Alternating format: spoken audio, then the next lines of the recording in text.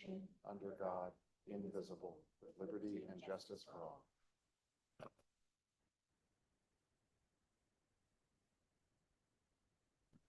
All right, directors, when I call your name, please indicate your presence. Director Bullhan. Here. Frost. Here. Harris. Here. Kennedy. Kozlowski. Here. Peter. Here. Vice Chair Baines. Present. Vice Chair Lozano. Here. And Chair Villegas. We have a quorum. Non-public communication, anything to report? Oh, Chair Villegas, is your microphone on? I don't know. Do you have one? How's that? Better? Very good. Okay, so public communications, anything to report? There's no public comment at this time. No public comment this time. Very good. Moving on, consent. We have item 1, which is the minutes from the last meeting. Motion to move. Move to approve. I'll second it. I think we have a motion, not sure who. Baines. Doesn't matter. Okay, all right. Carm, very good. Bullahan, second. All those in favor, please say aye. Aye. Any opposed? All right, so that takes care of the minutes. So action item 2, which is climate pollution reduction grant application. Is that all right? Great, thank you, Very Chair. good. Yep. So there's a funding opportunity out at the federal level to the tune of $4.5 billion. That's the B, so that's a big opportunity. It's through EPA. It's a climate production reduction grants. And basically what EPA is asking for from regions is your most compelling set of packages to reduce greenhouse gas emissions. The Air District, on behalf of our region, it's a little bit of a larger region, has been leading the process to develop concepts for this federal competitive grant opportunity. We're very thankful for their leadership in this. We're also thrilled that they've elevated Green Means Go, the region's housing accelerator program, Info Housing Accelerator program, to be one part of this competitive grant application. So the ask today is that you pass along to the full board the authorization to write a letter of support in this grant application. SACOG would be what's called the subrecipient of the Green Means Go side of it. So it's not just a support, but we have a structural role if the region were to be awarded these funds. So not only a letter of support, but a subrecipient agreement and then a memorandum of understanding. What would this grant fund? So there's 3 buckets. I'll be focusing today on the Green Means Go side because that's the component that SACOG would be the lead on.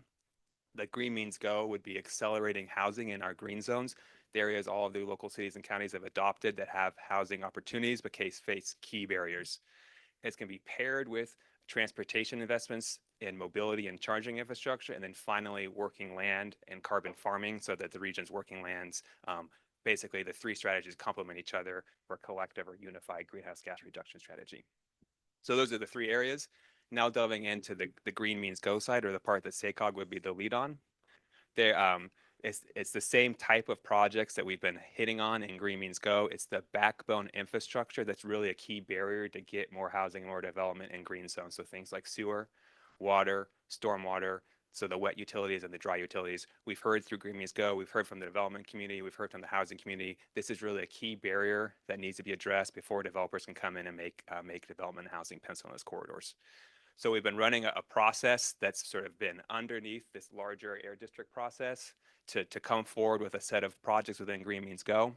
To be clear, this is a grant application, so we would be proposing specific projects. It wouldn't be a let's get these funds and then award the projects later. The projects are being identified as part of this grant project. You see the list of jurisdictions that have been involved. Those are the ones that came forward with interest to come forward. We think that's our opportunity. The staff report says maybe a $30 million ask for Green Means Go. There might be an opportunity to go a little bit higher on the Green Means Go side, given that we can pair it with those other 2 strategies, and we think there's such a compelling case with the projects identified. So again, that's the ask, is for this committee to pass forward to the full board the authorization to support the grant application, not just as a letter of support, but what we call a subrecipient agreement. Happy to take any questions. Perfect. All right, any questions? No questions at the moment. Any public comment on this item? There's no public comment. No public comment. All right, with that, if there are no questions, we are now looking for a motion to move staff's recommendation. Through the chair. Sir, Move to approve. Second. motion second over here, Carm and Rich. Very good. All those in favor signify by saying aye. Aye. Any opposed? Opposed? Thank you very much for the presentation. Good. Thank you. I'm actually up next. All right. So if we think about the prior item, right, investing in the green zones, small town Main Street, commercial corridor, regional downtowns, of course, what makes our region great is we have the complementary ag, working space, our working lands and open space. So basically, we're thrilled to now be transitioning to the info part of our agenda to talk through the Coordinated Rural Opportunity Plan. I hope long tenured board members know the term RUCS, or Rural Urban Connection Strategy, a program here at SACOG for the past decade that's been thinking about the rural aspect of the region, its contributions, the economic vitality of the region, in particular the role of agriculture. We're pleased to be rolling out the next phase of RUCS. We're going to coincide this report we're going to talk to today with the board meeting, your board meeting in Woodland in 2 weeks. We think there's just a great synergy for what you'll be talking about in that workshop. And it's just as a teaser to get you thinking about that exciting agenda. I'm very thrilled to be joined by 2 excellent speakers, really 2 of the leading sort of thinkers around the region's food space, Trish Kelly from Valley Vision and Jim Durst from Durst Organics. I also want to acknowledge Grace Kaufman from Valley Vision, who's been a huge lead in getting all this work together. They're going to be talking about the role of agriculture in the region, why we need to take a look at its challenges and investments through crop, and then Jim's going to conclude with a tangible example, the YOLO Food Hub about what is food infrastructure and how it connects the whole region. Before I turn it over to Trish and Jim, just a reminder of crop. We'll be rolling this out for the board meeting. Basically, it's an opportunity to delve deep into agriculture in each of the 6 counties. So we're producing a profile for each of the 6 counties. And then we're producing a profile for the full region that elevates the themes we've heard. We've talked to over 100 stakeholders, county ag commissioners, growers, farm bureaus, right? What are the challenges facing food and ag? What are some of the policy barriers? What are some of the needed infrastructure investments? And what are some of the key models? So I couldn't be more thrilled to be joined by Trish, who we've been working with for a long time on this, and Jim to talk through, again, examples of the role of food and ag in the build up to the board meeting. So Trish, I'll let you go first. Good afternoon, Chair Villegas and board members. We are really happy to be here to talk about this project. We want to thank SACOG for receiving a grant from the Department of Conservation So for the Trish, before you go too much further, I'm sorry. So is everybody having a hard time hearing this? Okay, so Okay, I'm going to suggest if you're not at least 2 inches away. or- Okay. Yeah, if you're. Better? There, much There you better. go. There we go. Thank All you. right, thank you. all right. Thank you again, Chair Villegas and board members. We're really excited to be here today. We've spent many years working with SACOG on these rural economic vitality initiatives. We want to thank SACOG for receiving a grant from the Department of Conservation. It's a Sustainable Ag Land grant. Yolo County also has one, so there's alignment there. And then some of the other counties and jurisdictions are looking at these. So it's really a critical aspect of us to be able to say this is RUCS 2.0 and where we're going with looking at the importance of our rural communities. And one of the foundations of the original RUCS project was the interdependence between our urban and our rural communities. So I think what you'll see when we go through some of our background here, that you'll see those connections, and that's the approach that we took. So one of the key lenses that we come to this work is the critical importance of food and agriculture and its economic cluster to the region's prosperity. It's a key economic driver. It's our legacy, it's our history, and it's our future. And so by having the RUCS project, it really does look at how we can take the policies and investments to keep ag viable. So the chart shows the growth of the farm gate value over time. It's generally on an upward path, but as everybody's experienced, there's the climate challenges with freezes and floods and extreme heat and just so many things that farmers and growers have to deal with. But the crop that comes off the farm is just the beginning part of our cluster and our economic value. So we'll talk about that a little bit. But how can we help the growers and the communities that rely on these economic activities to have the infrastructure in place that helps us adapt and then prepare and be ready for the future? Because as we know, and Supervisor Baines and others, that our ag economy it's global in impact, and it's very high quality, wide diversity of crops. And, we've got other assets like UC Davis. So how do we really elevate the region through this sector? So this food system infrastructure can really help stabilize us against some of the fluctuations, but keep us competitive in a global economy. So one of the focus areas of this project is to talk about how we can maximize the value in our food system. And so some of the counties, through the Ag Commissioner reports, they take the base crop value that comes off the farm, and then they look more broadly at the economic impact of the whole sector. So that's all the things that help people get the crop in the ground. It's the manufacturing, the distribution, the logistics, the packaging, and all the ways that that economy is affected throughout the region. And so the other reason that we want to look at this sector is that we want to create new market opportunities for our growers and food producers, because that's how we keep ag in production and viable. So we know that a lot of our crops go out of the region, and a lot of value, like in food processing, is added outside the region. So part of the piece of looking at infrastructure is how can we recapture some of that capacity here to keep more value in the region and create more jobs and create new market channels. We're not saying don't do either or. It's a plus, like you can export, but you can also have more market opportunity here. And there's incredible demand for local food production and sourcing. So we want to have the opportunity to optimize that. And the other thing we saw in the pandemic is the vulnerability of supply chains. So strengthening our agriculture keeps us more sustainable for our own sources of food. And then just the connection of the food system across so many areas of our quality of life. And I think it's a tie that really binds the communities across the 6 counties together. So what the report really looks at is thinking of infrastructure in a really interrelated and holistic way. Water is one of the key areas, and that's flood control, conveyance, quality, recharge, many different aspects. As you know, water is a very complicated and complex area, and there are a lot of partners working in the region on solutions. So I think the message for us is investments in our water infrastructure will really help keep ag viable over time, and it'll keep the region sustainable as well. Land use and housing, of course, is another important interrelated area. And one key thing is we want to keep ag in production for the next generation of farmers and food producers. What is the nexus? Of course, with transportation and housing, that's a fundamental issue. The quality of the roads in rural areas, farm to market roads, all the uses that happen in the area. But the nexus with broadband, and both as a business asset and then for emergency services, and the opportunities to do joint use and dig once planning around transportation and broadband.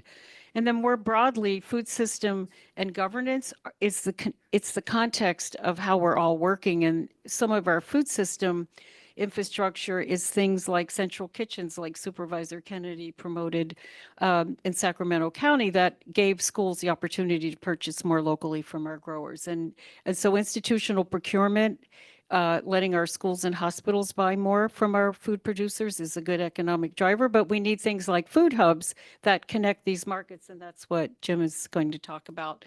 And then the governance, what are the changes that we can promote and advocate for? A lot of policies that constrain growers. And so it's not just financial and monetary investments, it's the other kind of policy changes. And we also elevate a lot of the creative and innovative things that are happening in the community with models that could be replicated in other counties or lifted up beyond. So that's one thing that there's just so much to work from of value here. So the goal is overall to improve the resiliency and the sustainability of our food system. So it's my pleasure to introduce this project, the Yolo Food Hub in Esparta, which is the gateway to Capay Valley in Northwest Yolo County. And this project was really a subject of great focus of the RUCs about 10 years ago. And I had the privilege to work on the initial feasibility study for the food hub. And at that time, it was not a Yolo Food Hub. It was just the feasibility, and it could happen anywhere in the region. And in this new iteration, we have an opportunity. We're working with many of our counties that are looking at food hub infrastructure that will create, again, new market channels for our small and mid-sized growers, and allow us to exchange the great diversity of crops that we have across the region. And there is a growing demand, as I mentioned, from our schools and hospitals and others for our local sourcing. So we need to aggregate the food at the scale that the institutions need. And we've got schools, hospitals like UC Davis Health that have shifted their procurement practices. It's not just that, though. It's the high quality of the food that they're promoting. It's our Farm to Fork capital brand and letting people have that experience of what it is for our healthy, locally sourced foods. And so this does build on the Ruck study, and I want to thank you, Supervisor Villegas, for your support. When the pandemic hit, the supervisors in Yolo County requested for New Season CDC to take this project on of trying to figure out how to do a food hub in Northwest Yolo County that would serve the region. So that investment really has allowed us to do planning over the last few years, leveraging other state and federal money, and really trying to stand up this model that would serve the whole region and beyond. So Jim is the president of New Season Development, CDC, and he'll give you a little bit of their mission, but also Jim is a very successful organic grower, and he's just been a fantastic mentor and leader in commitment and service to the community.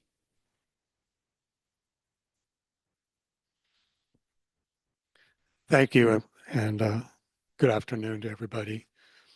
My name is Jim Durst, and I'm primarily I'm a farmer, and I farm in Western Yolo County. We have a organic farm that we started 35 years ago that by miracle and the knowledge of my beautiful wife, we're still in business. And I claim no, other than the fact that I actually do a lot of the work, I don't take credit for too much of it. The Yolo Food Hub was born of a vision to supply regional markets with local foods. Our partners include Valley Vision, Yolo Food Bank, New Season Community Development Corporation, Spork Food Hub, Cape Valley Farm Shop, Fiery Ginger Farm, Hatamaya Group, Kitchen Table Advisors, Durst Organic Growers. So it's kind of a collaborative effort from people from lots of different backgrounds have come together and put their minds into how to make this work in our area. It started out, New Season received a grant from Yolo County in 2021. And with that money, they purchased a site in Western Yolo between the town of Esparto and Madison off of Highway 16. And we believe this location is a really good asset because it allows us access to both 505 and I-5 and both the San Francisco Bay Area region and the Sacramento region. The COVID-19 pandemic drove home the fact that our food supply chain is quite fragile. And it also drove home the fact that our agricultural marketing systems are also fragile. Our organic farm started 35 years ago and was centered on sales into the local and national retail and wholesale markets. Starting when we did, gave us a foot in the door of a grassroots movement that supported smaller and regional organic farms. But today, many of these older and newer fresh market farms are struggling to stay in business. The markets of yesterday have been consumed by larger marketing organizations that appear to be driven more by pricing, margins, and uniformity to standards than flavor and nutrition. Local has become a buzzword, but in reality, supply has been replaced by imports as the operating costs drive farms away from California. And if we look closely on the labels on food, both fresh and processed, we're putting on our tables, we would see this shift. One result is many markets have become inaccessible to our smaller regional farms, both newer and established farms. As a farmer, I have experienced this firsthand, and I have a pocket full of stories I could tell you of doors that have closed. I know other small farms have also experienced this trend.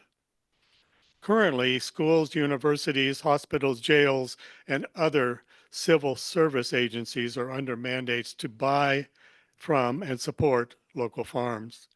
In theory, it looks easy, but in reality, quite complex. These institutions spend millions of dollars on food. Most of this money leaves our cities and counties. So over the past couple of years, while working with many colleagues on the food hub concept for our region, I've discovered a few tidbits that give me hope for reestablishing a local food system. What is a food hub?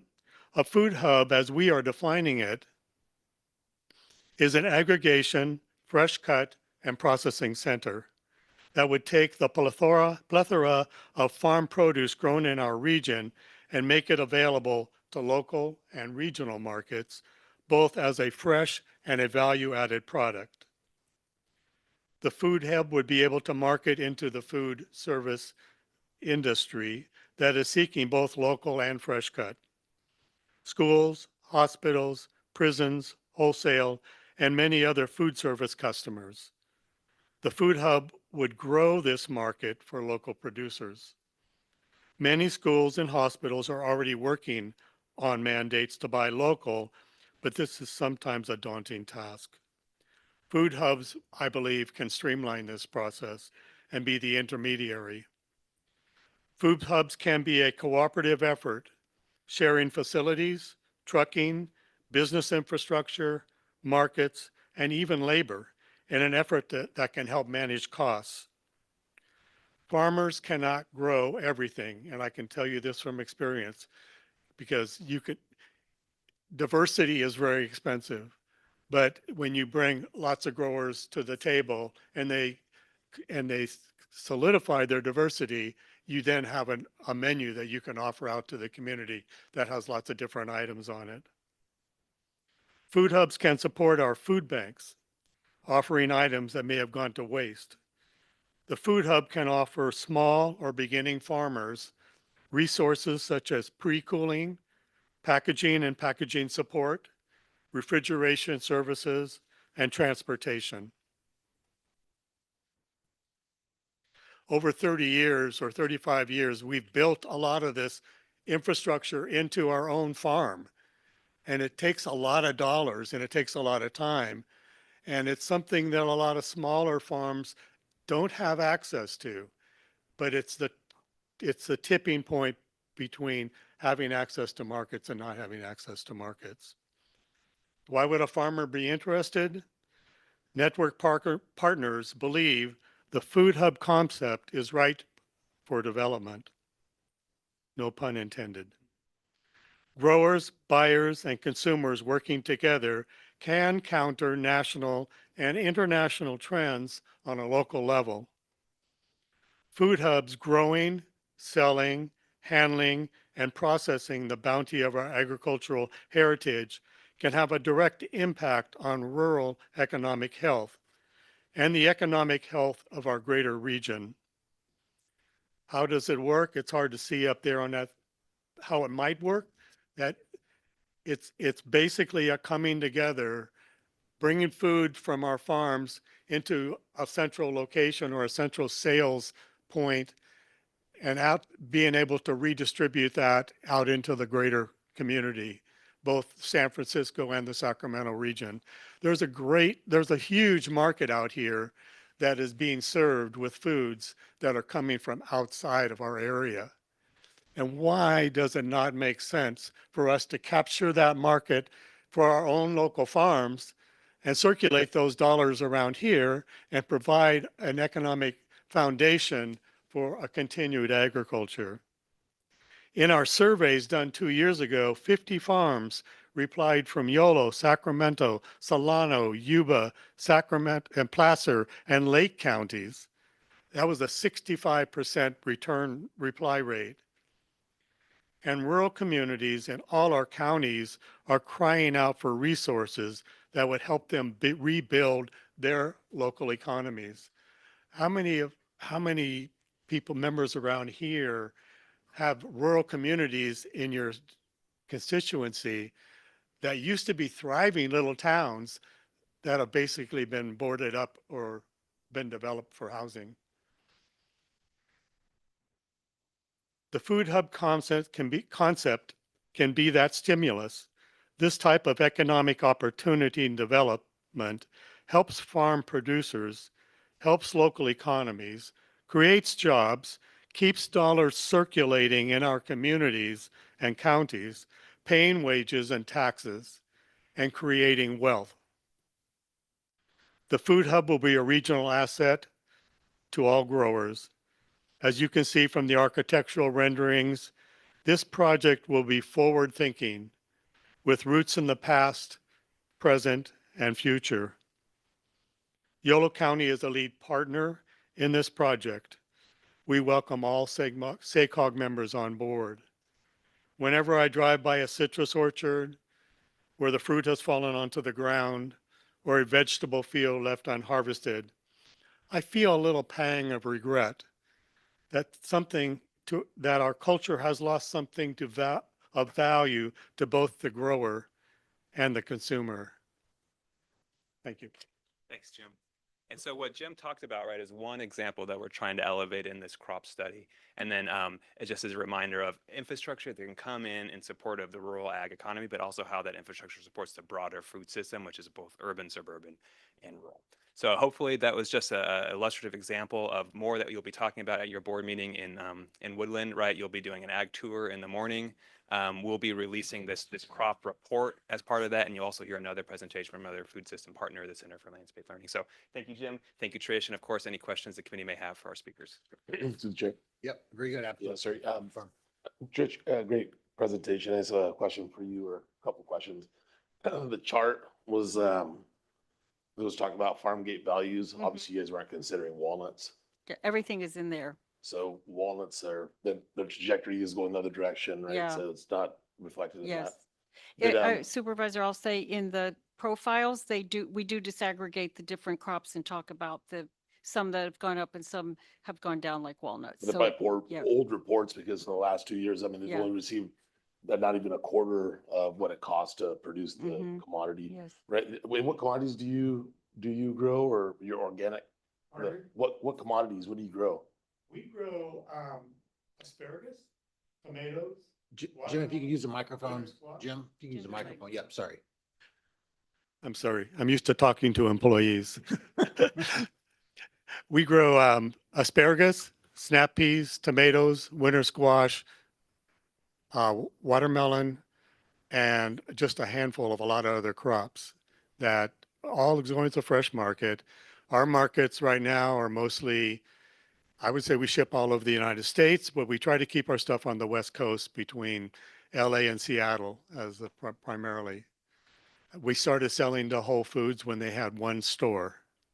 So we kind of grew up with them and they've been a customer, but like most other, it's hard. If I was starting out today, I couldn't even get an audience with Whole Foods.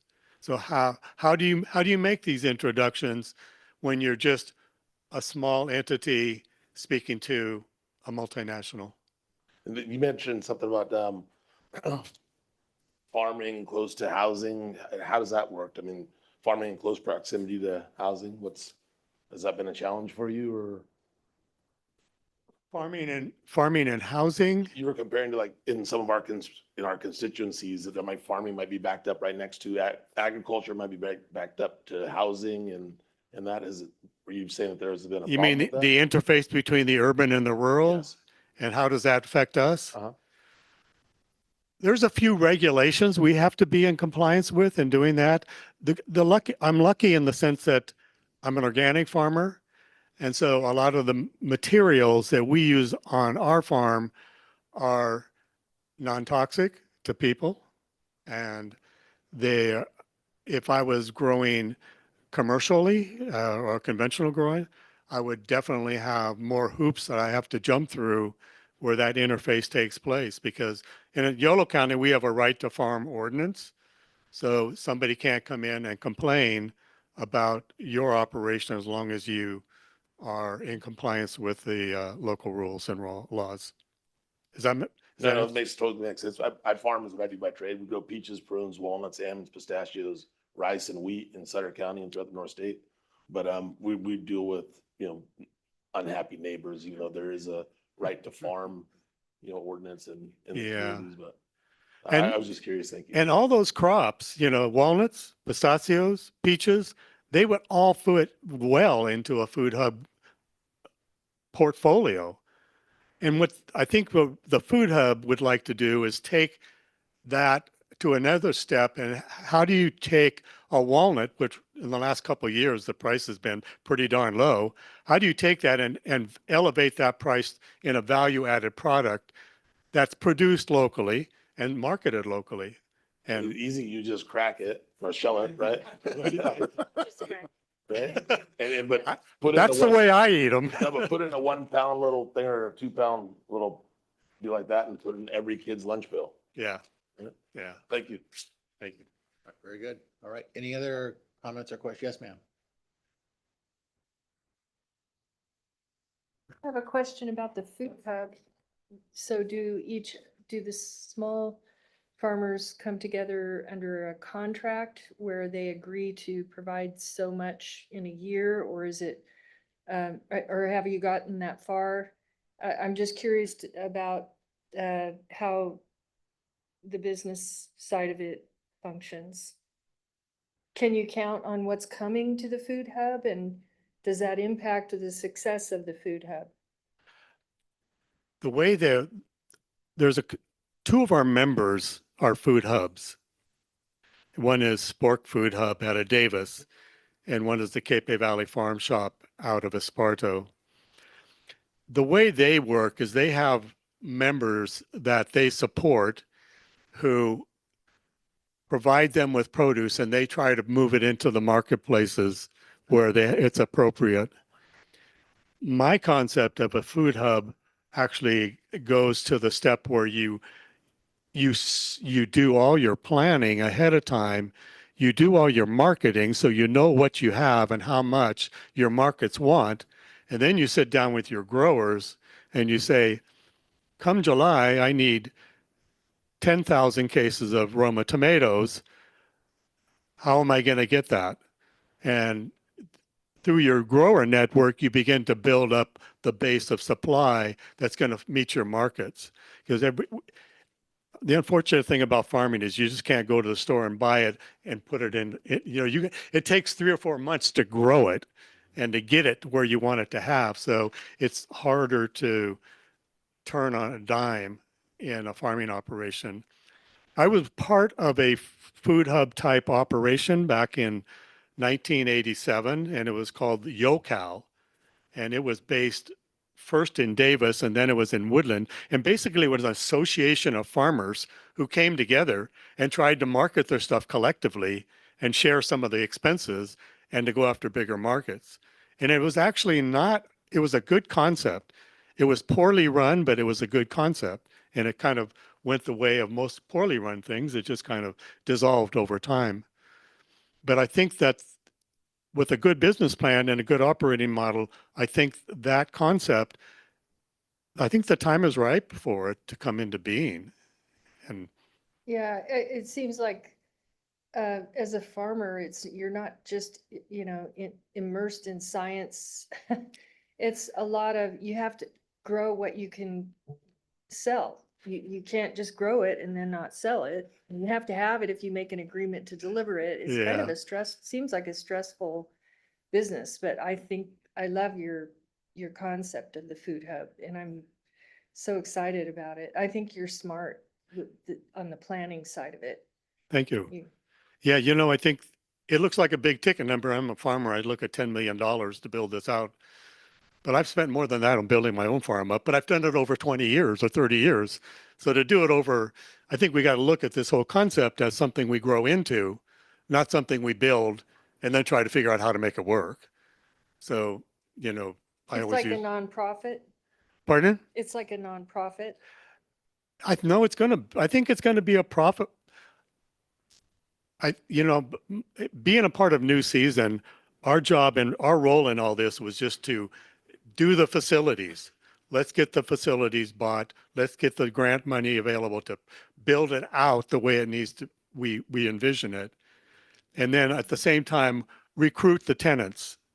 Who's going to be the aggregator? Who's going to be the food processor? Who's going to cut the carrots? Right now in our facility, we have a guy with a flour mill who wants to be our first tenant. It isn't even fresh produce, Wow. but he's taken an agricultural product, adding value to it, and then he's moving it out into the local economy. So that's kind of just it doesn't have to be just fresh produce. It can be an olive mill. It can be a distiller. There's lots of like artisan type food producers who are looking for a space and a community to belong to that makes their business more viable. Super exciting, What's that? super exciting. It is exciting. And farmers don't get too excited about things. I think it's super. And I'm exciting. sorry, I've been doing it for 3 years now. We've spent thousands of hours on Zoom meetings, and I'm not sure we're any closer than we were, but I'm excited about the possibilities. And I think that's probably what's going to fuel this into the future if we can get some funders excited about it as well. Yeah, thank you. Thank you.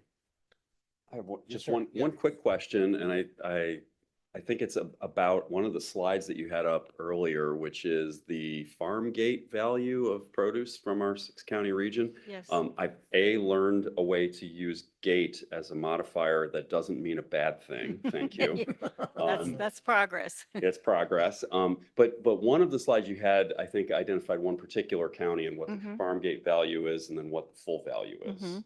And it looked like roughly 3 times. Is Mhm. that common across the entire produce of our region? We don't have analyses for all of the counties, which is something that we've had in the past. And what we showed at the time was about 2 billion, but more than 12 billion in the overall economic cluster. So that's something we'd really want to update.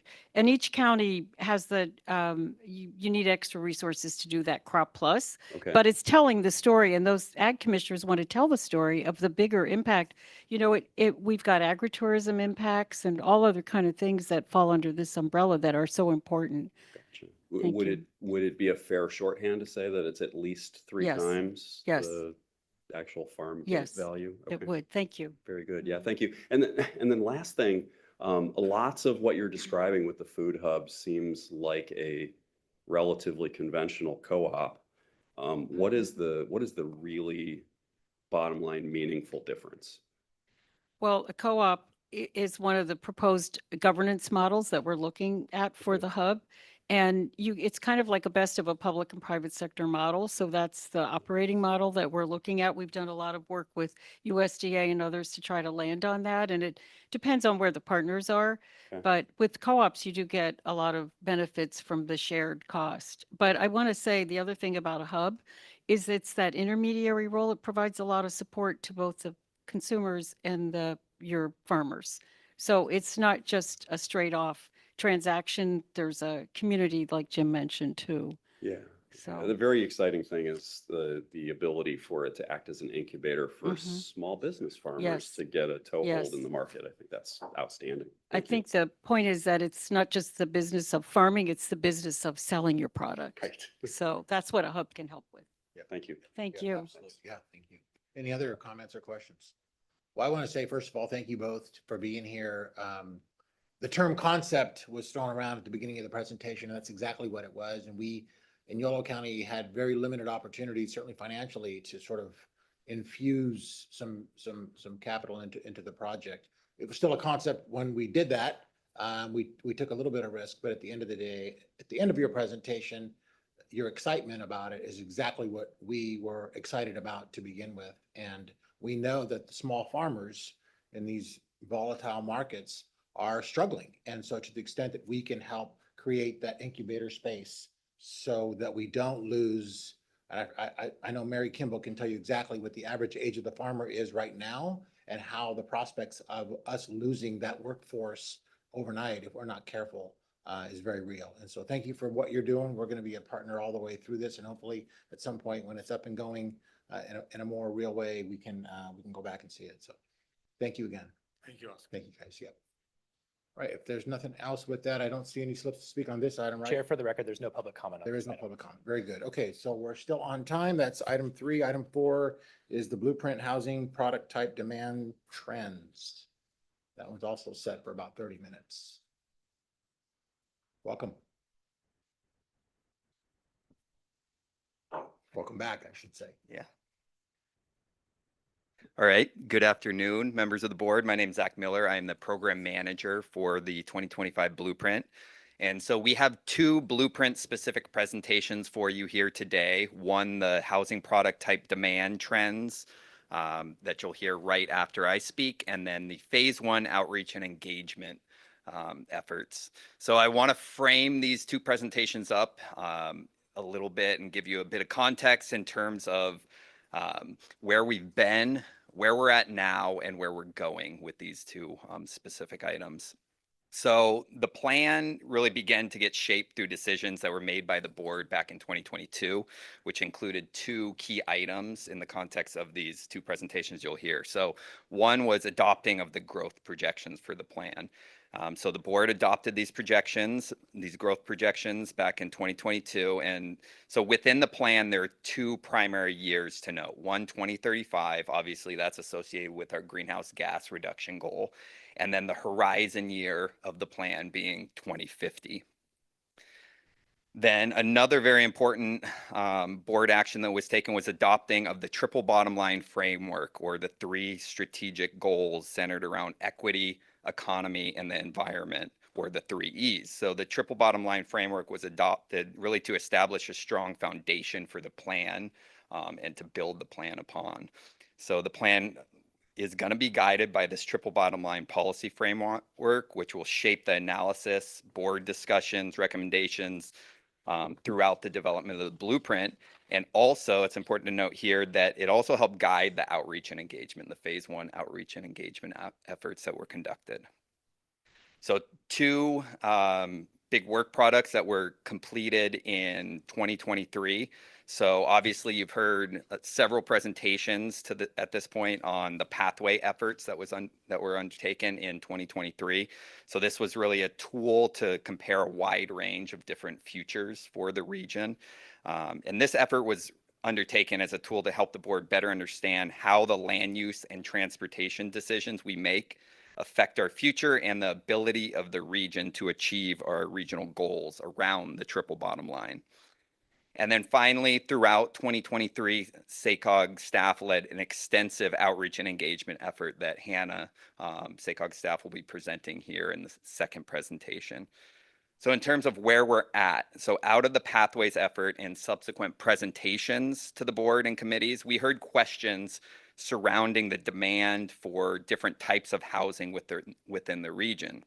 So based on this feedback that we heard from the board, we're bringing a presentation today from a consultant, Cascadia, that will address some of those questions. And then following the Cascadia presentation, as I alluded to, Hannah Schuden will be presenting on the phase 1 outreach and engagement efforts, what was completed, all the specific efforts that were completed in 2023, and then what we learned from that effort and how that will inform the blueprint moving forward. And then in terms of where we're going, you should all have a printed schedule in front of you. In the interest of time, I won't go through every single point here, and we'll have time allowing. After Hannah's presentation, I can go into a deeper dive on this, but a few key decision points and meetings that are upcoming in the foreseeable future. So in April, we're going to be bringing what we're calling the discussion scenario to the full board. So this presentation will really be your first look at a single set of land use and transportation assumptions, and will include how this scenario, this very first discussion scenario we're bringing to you, performs relative to our greenhouse gas target. It's important to note here that we're in the midst of a second round of engagement with local agency staff to review the land use assumptions for these scenarios. And this engagement will continue throughout March. And then the first board action item that we'll be bringing to you this year as it relates to the blueprint land use and transportation assumptions will be in June. And this item will include a presentation on the revised discussion scenario. So the revisions made based on local jurisdictional input as well as board direction. And it will also include a transportation project list associated with those land use assumptions. So with that, I'd like to pass it along to Dov to get us started. All right. Good afternoon. So I am excited to be kind of teeing up what I think is a fantastic guest presentation today on the topic of housing product type demand. So this is work that is directly related to the decisions that the board are going to make as part of the blueprint. I'm just going to kind of orient us here with a little bit of context, a couple slides that you've actually all seen as a part of last year's Pathways effort. When we presented the evaluation of these pathways in March for this committee, and I think as well to the full board in April when we did our offsite in Roseville. So when we talk about the land use side of our plan here, we're essentially talking about decisions around new housing units and employment uses. That's the underlying assumptions that we're making in this plan. And the key decisions are how much, where, and what kind. So how much growth is going to happen regionally, which Zach just mentioned. That was a decision that the board took action on to adopt a regional growth projection. Where will that growth occur, which we actually got a chance to talk a little bit more at today's lunch about, but we're going to dig a lot deeper into that as part of that April presentation on the discussion scenario next month. And then what does that growth actually look like? And this item is entirely about that last question and specifically the housing side of that question. So these are the different categories of housing types that we kind of think about as part of our plan. So they range from rural residential. So, you know, these are homes on pretty large lots, over an acre. You have large lot, single family homes, which are, we kind of use the differentiator at 5,500 square feet, just kind of an arbitrary number, but reflects kind of a key, you know, break point in our region in terms of lot size. Small lot, single family are still detached, but smaller than that 5,500 square foot threshold, and then attached. So that's anything from a larger apartment, but also, you know, smaller, you know, more missing middle type housing, right? With fourplexes, duplexes, anything that shares a wall. So even a townhome. When we look at some of the recent history of housing product types in our region, so you can kind of see the trajectory happening here. So we had that sort of period of explosive outward growth, right, in the early 2000s period. About 2/3 of growth was large lot single family there with combined with the rural residential. And then you kind of see that share of green start to slip as we start to get closer to today, where we're, you know, really only looking at, you know, 38% large lot in the last couple of years. We're going to talk a lot more, or Cascadia will cover a lot more about kind of where we see that going in the future. And then this is a slide, you know, we actually had this in the February board presentation, but didn't have a chance to get to it. But it's showing the array of housing types today and then how they change over time through each of the pathways. You know, of course, you know, the more compact that we are going to grow, the more attached products like apartments, duplexes, townhomes that you're going to see. The colors and the percents here are showing the end state breakdown in 2050. Right, so growth plus existing end state, and then the dotted areas are showing the 2020 to 2050 growth in each category. So as you can see, pathway 1 is much more oriented around kind of single family homes and actually sees their share increase by 2050. Pathway 2 includes more attached units than large lot single family homes, so you actually see their share increase from 31 to 34%. For attached, and then pathway 3 kind of pushes that a bit further with most new housing being attached products. The key takeaway here is it takes pretty significant variation in the new product types to actually kind of move the needle on the overall mix of housing in the region in 2050. And that's just because existing units are making up such a big share of our 2050 housing stock. Because there's so many existing units, we're going to be a majority single family region in 2050, almost regardless of what we do between now and 2050. But you know what these pathways are doing is they're providing differing amounts of housing choice for our future residents.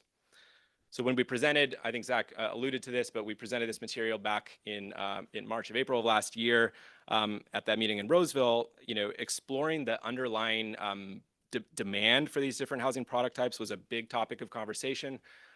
We took that feedback to heart and really worked to bring on a consultant to really dive into these trends, try to understand kind of where we see this going in the future.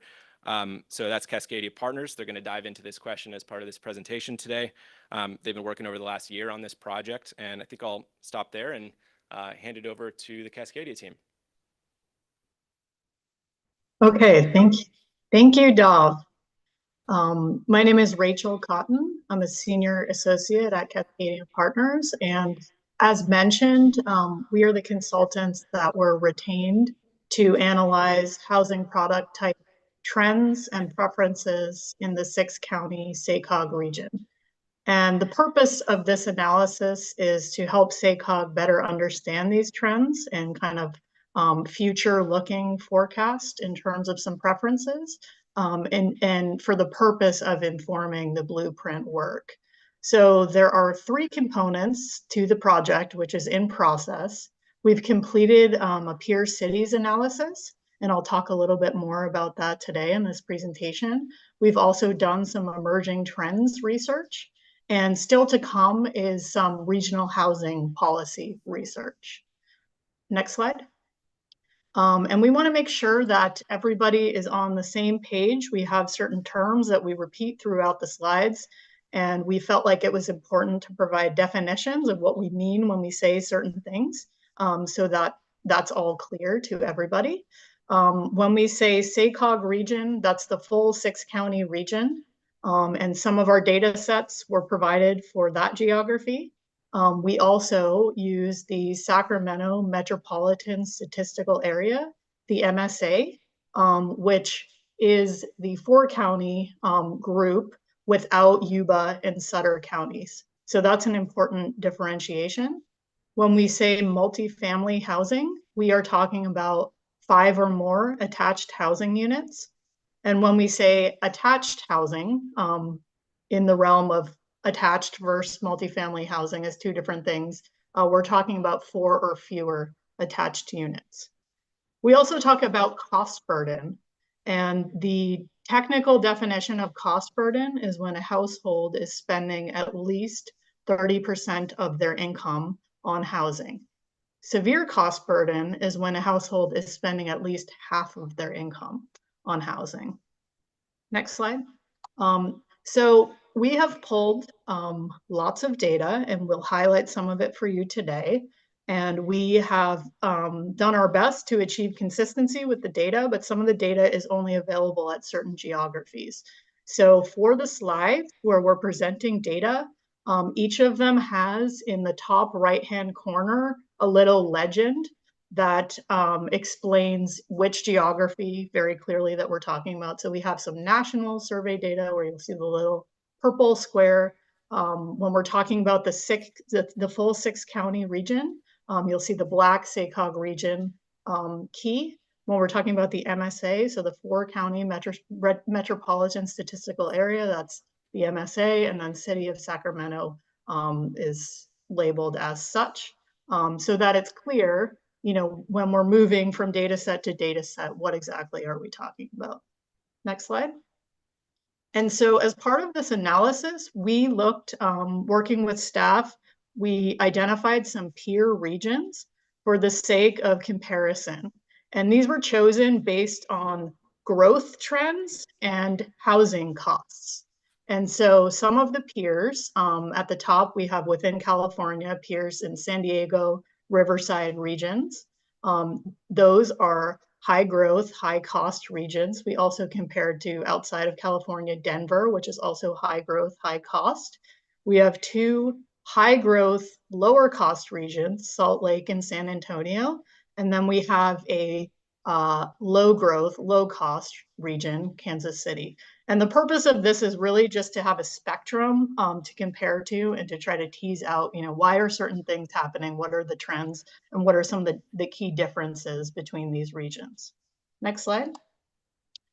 And so one of our critical findings in this work is that the SACOG region is lagging behind its peers in producing attached and multifamily housing.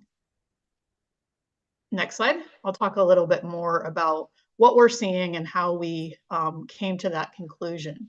So this is taking a look at permitting data between 2005 and 2022. And what we see, the black line at the bottom of the chart is the SACOG region, and it is permitting among the lowest shares of multifamily housing since the Great Recession. less than a quarter of all housing produced has been multifamily. But I'll note that this is starting to shift following the pandemic. So you can see the trend line rising slightly above 25% right around when the pandemic happened. Next slide.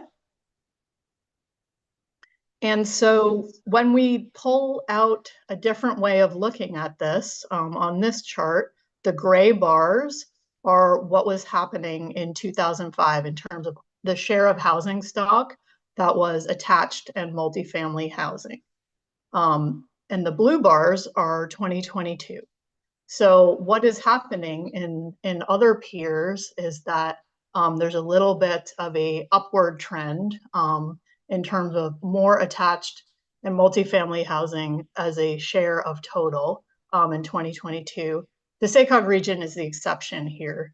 It was alone among its peers in having a decreased share of attached and multifamily units in 2022 versus 2005.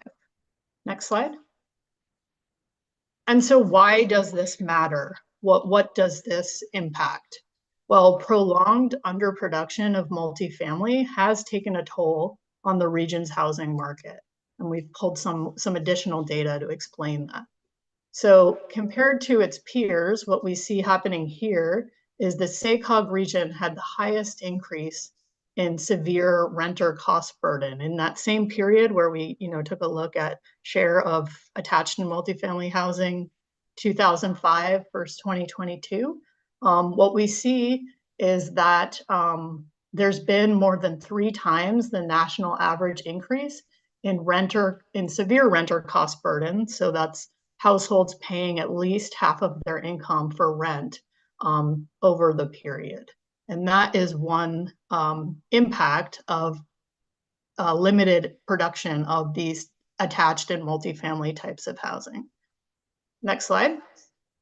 Another thing that we took a look at is housing vacancy rates. And 5%, which is represented by the dashed red line in this chart, represents what we think of as a healthy housing market vacancy. And since 2011, the SACOG region has been below that healthy market vacancy and is now among the lowest of its peers. Next slide.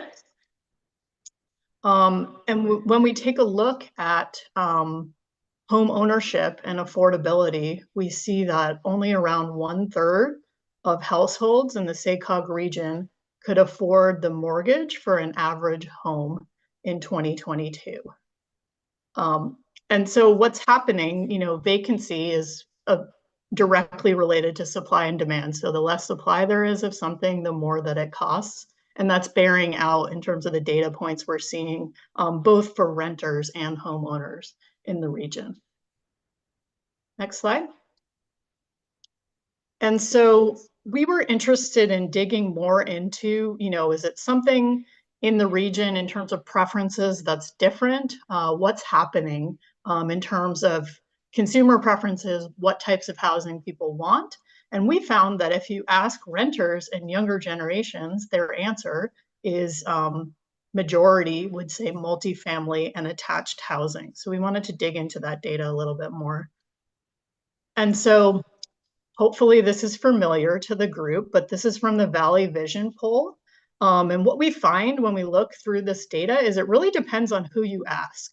What we see here is that when people who are homeowners are asked about future priorities for housing development in the region, the majority of homeowners say, well, we should prioritize building more single-family homes. On the right side of this chart is when renters are asked, the majority of renters say, well, we should prioritize building more dense housing, condos, townhomes, apartments, attached and multifamily housing. And a way of thinking about why this is people who have not had access to the home ownership opportunities are able to think of attainability related to product type. So denser housing, these attached housing types tend to be less expensive, and they also tend to exist in walkable areas. And we're going to talk a little bit more about that in subsequent slides, but next slide, please.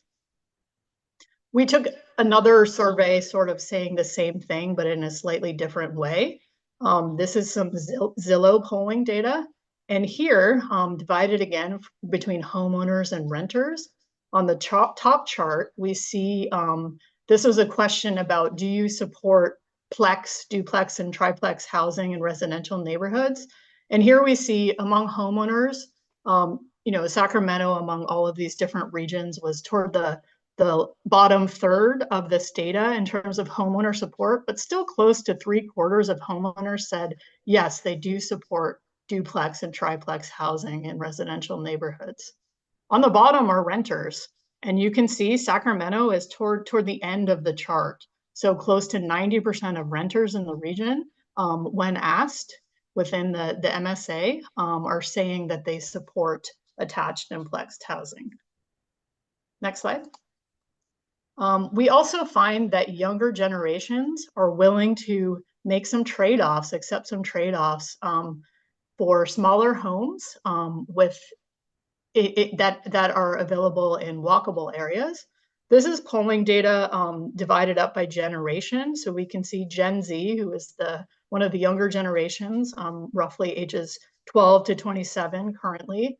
When they're asked about the communities where they would prefer to live, close to 70% of them say that they would prefer to own or rent attached housing with an easy walk and a shorter commute versus a more suburban style of detached single-family housing where they have to drive and have longer commutes. So the generational differences for these preferences are very important. And I'm going to turn it over to my colleague, Alex Steinberger, to talk through more future housing preferences related to some of these trends that we're seeing. Thanks, Rachel, and thanks to the committee. My name is Alex Steinberger. I'm a managing partner with Cascadia Partners. And Rachel has gotten us through kind of what's been happening in the region and what do we think people's preferences are today. What I'm going to talk to you about is more forward-looking. What emerging trends are we seeing that are going to impact housing preferences nationally and most certainly in the SACOG region? And also, what is the market doing to respond? So first, what do we know about where housing preferences might go in the future? Well, there are several emerging trends I'm going to walk you through that are likely going to impact demand for certain product types in the region. Next slide. So one of those trends is the dual downsizing and entry into the housing market of two key generations. Baby boomers, age 60 to 78 roughly, over the next several decades are going to be downsizing in very large numbers. That means moving from larger homes into smaller, sometimes attached, sometimes detached product. At the same time, that generation that Rachel was just talking about, Gen Z, age 12 to 27, they are going to be attempting to enter the housing market. And with those preferences, the youngest generation, they're going to be targeting smaller homes. The baby boomers are going to be targeting smaller homes, and they're going to compete with one another for the same very limited housing stock. Next slide.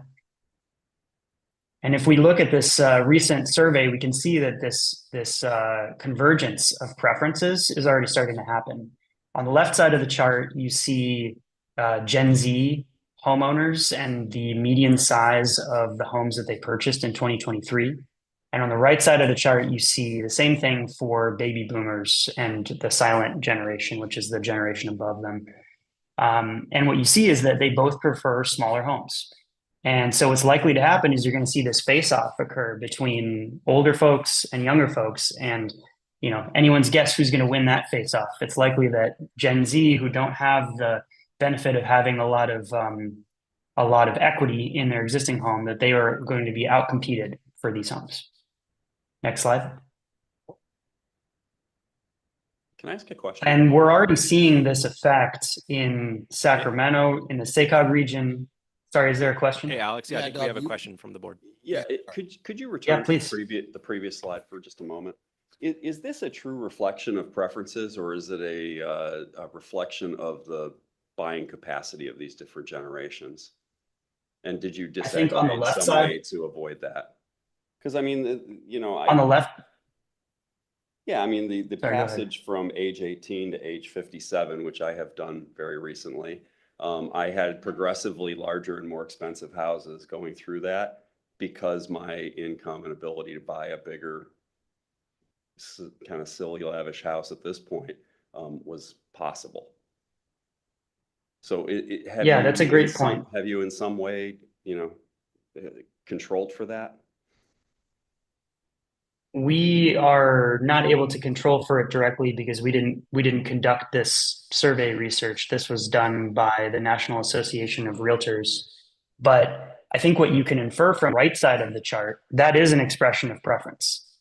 Baby boomers have been in larger homes and are starting to downsize. And we have some other research that we've looked at that shows that even within the baby boom generation, as you go from 60s to 70s to 80s, you see home sizes decreasing accordingly. And so that is downsizing. That is a preference effect. However, on the left side, I think you're right. I think when you enter the housing market, the idea of the starter home is definitely a real thing. And it's something that those who are entering the housing market are going to be buying for. But the key here is that you're going to have two generations vying for the same housing stock. One out of necessity and one out of preference. And the one that's doing so out of preference is the one that's going to likely outcompete the other generation. Thank you. Happy to discuss this further after the presentation, but thank you. That's a great question. And so what we're seeing in terms of those sort of necessitated housing choices that are having to happen for Generation Z, is that in regions that we've identified as being high cost, really mostly the ones in California, Riverside, SACOG, San Diego, you see very low rates of household formation for those younger households. And so what that means is that members of the Gen Z generation are spending more time living with their parents. They're maybe doubling up or tripling up with friends. They're renting for longer in a roommate situation, and they're not able to go out on their own and rent or purchase their first home because they're being outcompeted already. Next slide. Another trend that we're seeing is the durability of this thing that we all became familiar with during the pandemic, working remotely. And Sacramento, the SACOG region, and in this case, we're looking at data from just the Sacramento MSA, it's in a very unique position within California because it's relatively close to a very high cost, very large and job-centric metro, the San Francisco MSA. And what the data is showing us is that the number one destination of people leaving the San Francisco Bay Area is the Sacramento region. And that is potentially going to drive up housing prices. It's going to create new sources of demand that we aren't even anticipating today. We think that trend is likely to continue. Next slide. And what's happening locally, what we can see already from this trend is that the affordability advantage that homeowners had in the Sacramento MSA is starting to erode. Prices have gone up precipitously in the Sacramento MSA since the pandemic. They've cooled a little bit with interest rate increases, but they're still way higher than they were even in 2020. So the concept of the Sacramento region as being relatively affordable relative to places like the Bay Area, that's not going to be such a strong argument anymore, we think, going forward. Next slide. You can see it in rents too. And this has been happening even since before the pandemic, but certainly has continued to be a strong trend since the pandemic. Rental housing affordability in Sacramento relative to the Bay Area, those rents are getting closer and closer together. As you can see from this chart, it's subtle, but Sacramento just keeps going up and up, where the Bay Area is kind of up and down, took a little dip. Sacramento's rent growth has remained really strong. Next slide. And then finally, another trend we want to discuss is just a general preference nationally for more walkable areas with smaller homes. The National Association of Realtors has asked the same question since 2011. Would you prefer smaller lots and a neighborhood where it's easier to walk to destinations, or would you prefer larger lots and having to drive to destinations? And in 2011, the preference was definitely for the larger lot. But every year after that, that's sort of ticked down until today, where a majority, since 2020, there's been a majority of folks responding that they prefer the smaller homes with walkability to the larger homes with drivability. Next slide. And Gen Z is really unique in this because they are more than any other generation willing to pay more to live in places that are walkable. And that's huge because that means that there's substantial market demand for smaller product, we think. But the catch is that these places have to be close to or walkable to destinations for that market demand to exist. Next slide. So finally, given all this preference stuff that we've been talking about, what do we actually see the market doing? What are home builders and developers doing to respond to this? And we actually think that they're very aware of this and they are already starting to respond. Next slide. If you do any sort of cursory Google search on this, you'll find a lot of information. It's on the radio quite a bit or the news. The fact that housing nationwide has become so unaffordable that developers are realizing that the average household can't afford what used to be the average home. And so the way these builders are responding is by making homes smaller and smaller, but sort of reconfiguring them to work with today's trends. They're adding offices instead of third bedrooms, for instance, to accommodate work from home. Next slide. And it's not just these niche urban metro area builders who are doing this. It's also the big national builders like D.R. Horton that are seeing these trends and trying to tweak their product to respond to it. In 2023, they reduced their average square footage of homes by 3%. And they've been quoted as saying that they see this continuing into the future because housing is just becoming increasingly unaffordable. And writ large, you see this in new housing stock, this Parcel Labs analysis that we see here on the right tracked the average home size of new homes, and we see it steadily ticking down since post-recession. And we think that trend is going to continue, and it certainly applies not only to detached single-family housing, but it also translates into interest for attached and multifamily product. Next slide. There's been some also interesting happenings here in the national housing market. Nationally, we're seeing since the pandemic that the rate of new home starts for attached housing have surpassed the rates of detached home starts.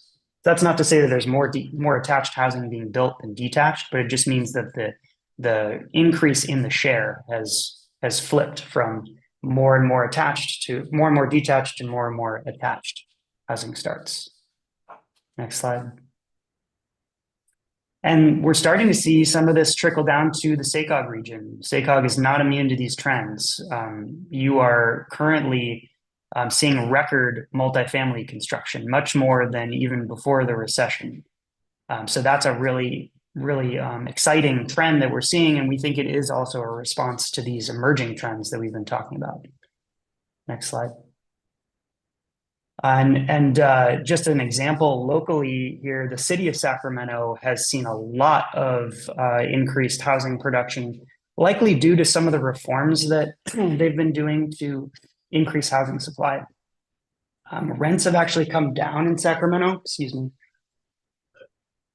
in the last couple of years, and that's largely due to more streamlined permitting, more progressive city policies. But it's not just Sacramento where we're seeing these things happen. Folsom has seen a lot of interest in multifamily and attached housing. And in Roseville, what their recent permitting data is showing us is that they've had about 800 permits for attached housing and 1,200 for multifamily, which is about 40% of their total housing permits for 2023. So that's pretty wild, and interestingly is pretty close to and actually exceeds the share of attached housing that some of the pathways that we looked at earlier in the presentation were forecasting for the region. So lots of good stuff happening locally. We think this is just the tip of the iceberg, really. There's going to be a massive shift toward these product types in the future.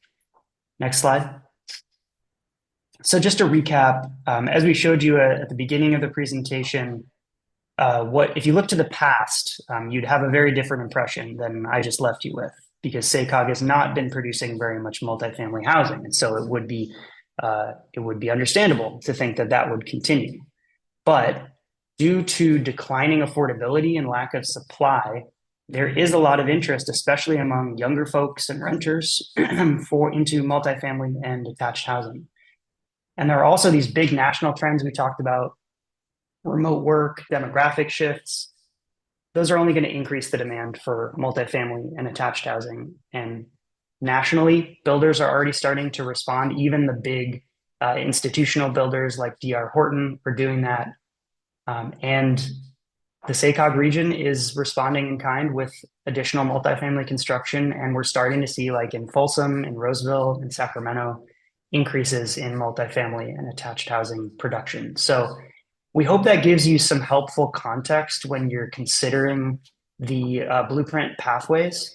And we'll be back in a few months with some additional research on how housing policies in the region might be affecting some of the recent trends we've seen in multifamily production.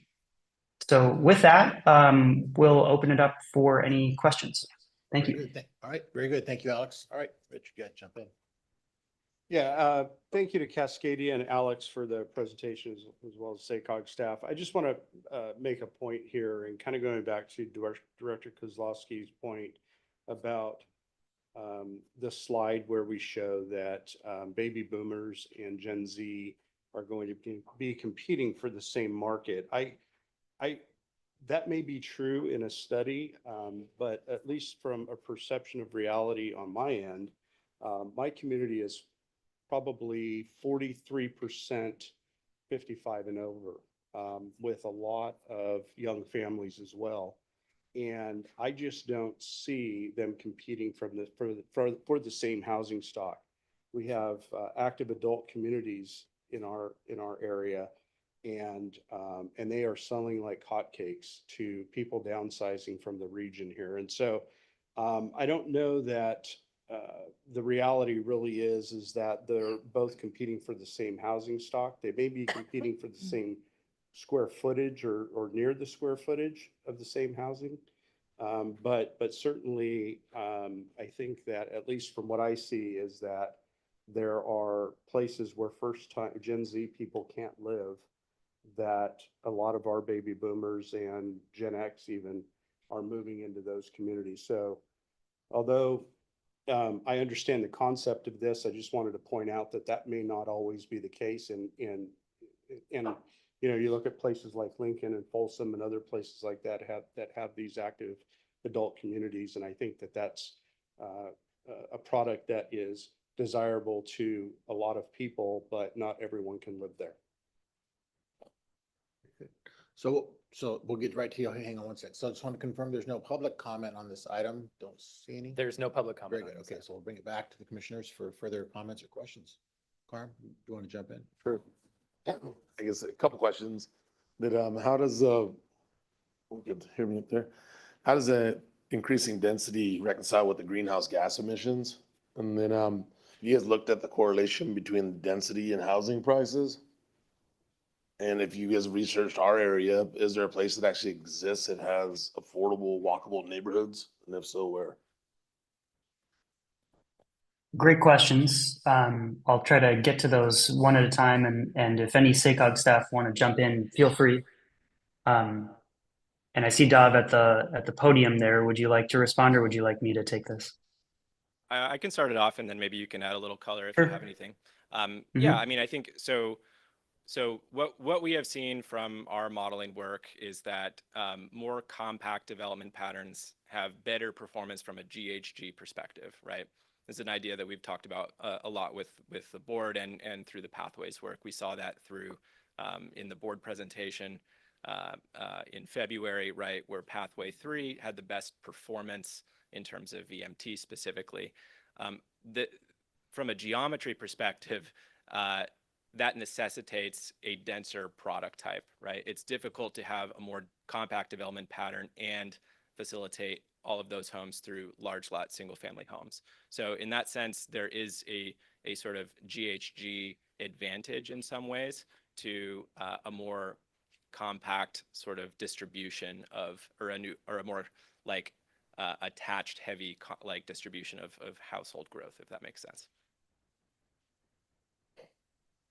And I'll just add on the whether compact housing is more attainable or affordable than larger detached single family product.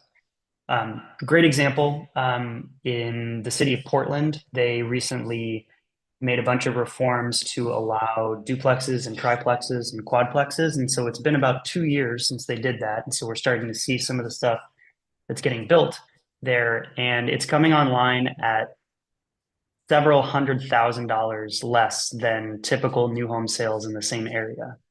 So it's certainly cheaper. And I'll tell you that even with interest rate increases, those homes are spending less than 10 days on the market. As soon as they get built, they're purchased or they're rented. So there's a tremendous amount of pent-up demand for this kind of product because it didn't exist before. And to get back to a previous comment, that's part of the challenge here is because it's not getting built, that doesn't mean that there isn't demand for it, right? Depending on what you build, it's sort of a self-fulfilling prophecy. You're attracting people who can afford that kind of housing stock. But there are so many people waiting in the wings, hoping to buy or rent something that they can actually afford. And you can see that in the household formation rates. Young people are not forming households in the SACOG region. And so that's a symptom of a lack of product that they can actually afford. So compact housing would do that better than the current trend in housing stock for sure. And then there was the last question you asked about, where are these walkable areas? Do they exist in our region? There's a great report that the Urban Land Institute did called Urbanism or Walkable.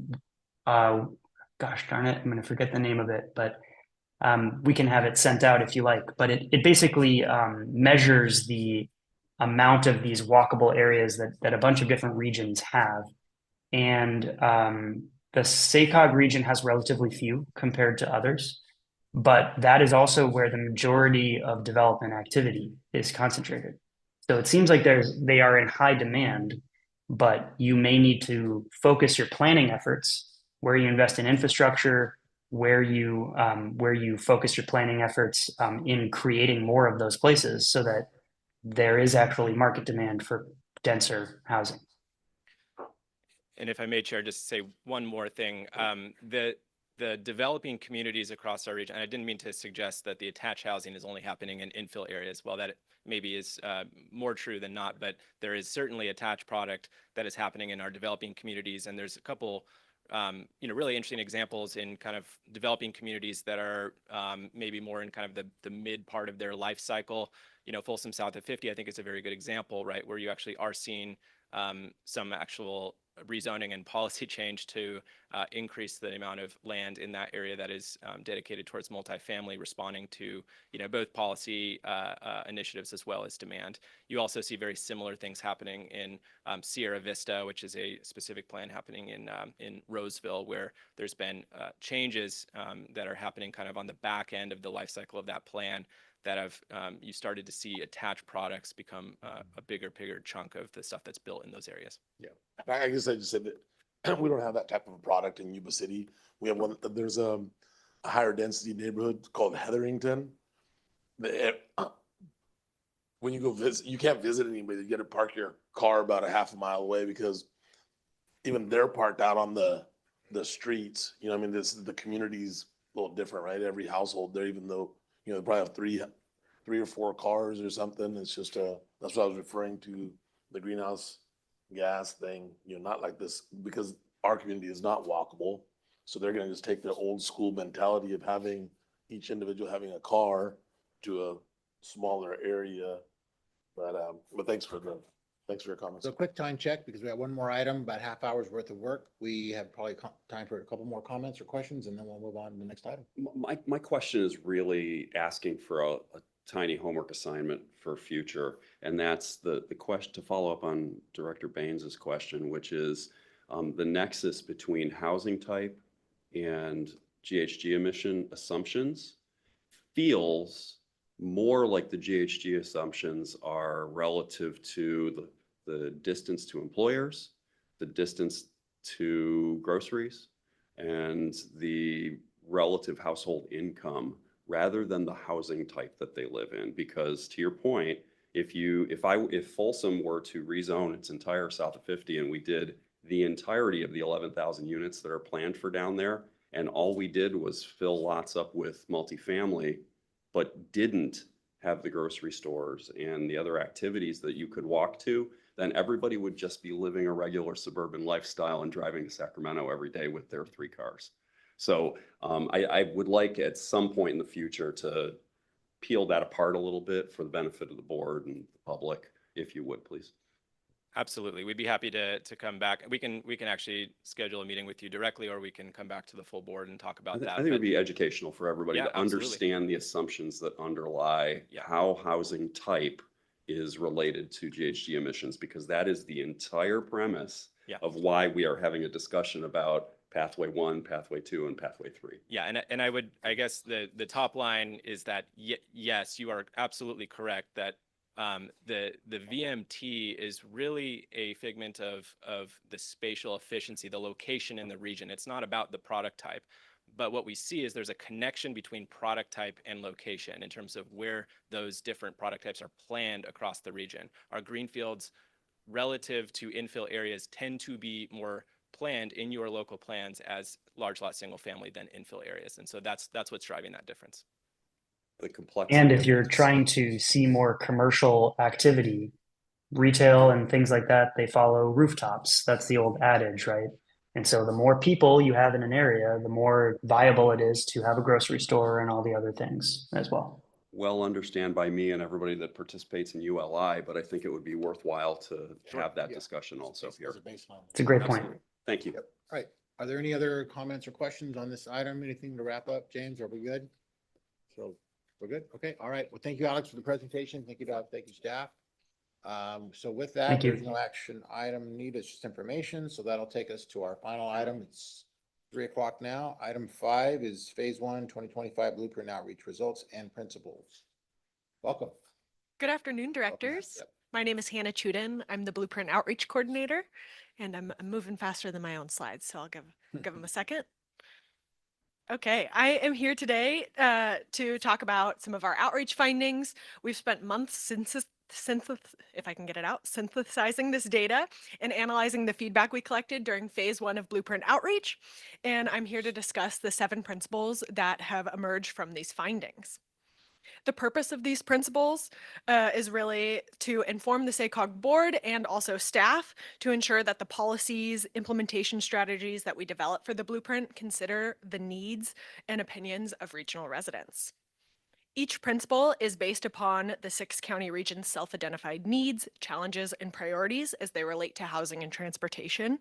But before we get into the principles, let's revisit what we did for Phase 1 of outreach.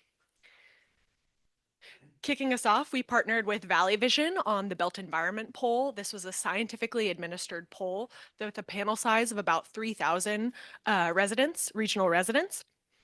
And then we hosted focus groups. We hosted 8 focus groups, 4 of which were held in English and 4 of which were held in Spanish.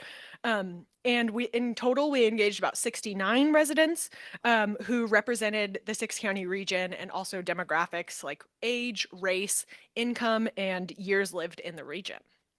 The focus groups were super successful and provided us with a lot of really awesome qualitative data that helped us understand the nuance behind a lot of responses we were gathering in this outreach phase. And then the pop-up workshops, I'm sure some of you are familiar with us. We visited every single jurisdiction, both cities and counties in the region to host a pop-up workshop and gain responses on our survey. This we ended up getting 3,000 responses on the survey, which would not have been possible without our CBO partners. We provided 12 mini grants to CBOs in our region, and they helped us gather about half of those responses on the survey.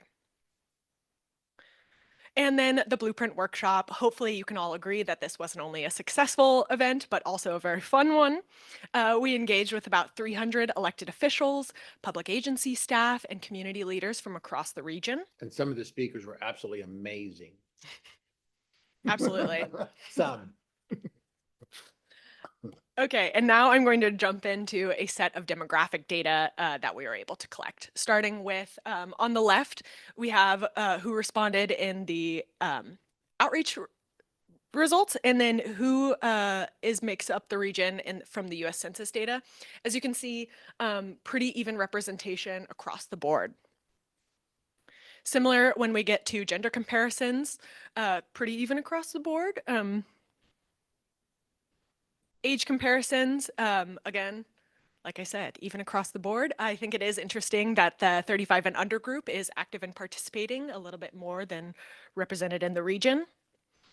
And race comparison, we still have some work to do, but I think this is a good start. And as we work on our racial equity action plan, I'm hoping we can improve these numbers even more.